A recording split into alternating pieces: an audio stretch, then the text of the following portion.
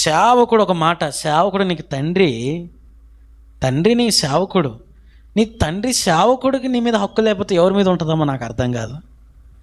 జన్మనిచ్చిన తల్లిదండ్రుల హక్కు ఉంటుంది, వారి తర్వాత హక్కు ఎవరు?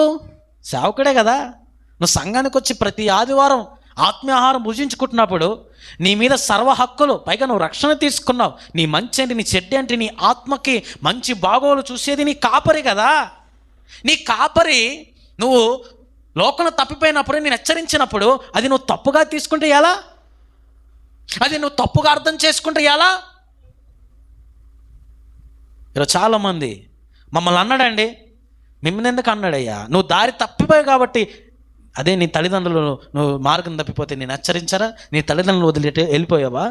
నీ తల్లిదండ్రులు మరిచి వెళ్ళిపోయావా? నీ తండ్రి అన్నాడు కాబట్టి నువ్వు నిలబడ్డావు, నా తల్లి కాబట్టి నువ్వు నిలబడ్డావు. అలాగే నీ కాపరి బోధించేవాడు కూడా నీ ఆత్మీయ తండ్రిగా ఎందుకు? ఆత్మీయ తండ్రికి నీ సర్వ హక్కులు. నేను శిక్షిస్తాడు, నిన్ను పెంచుకుంటాడు, నేను ఆత్మీయ ఆహారం ఇస్తాడు, నీకు బాగలేనప్పుడు నేను ఓదారుస్తాడు, నీకు బాగలేనప్పుడు నీ శరీరం అనారోగ్యమైతే స్వస్థపరచడానికి ప్రార్థన చేస్తాడు. ఇన్ని చేసినా నీ ఆత్మీయ తండ్రికి నీ మీద హక్కు కాకపోతే ఎవరికి అన్నప్పుడు లోబడితే ఏమైంది?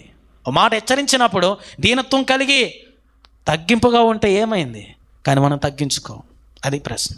మనం లోబడం. ఆయన ఎందుకు అన్నాడు, ఆయనకి ఏం అవసరం అని విర్రవీగుతుంటాం. హల్లెలూయా, హల్లెలూయా.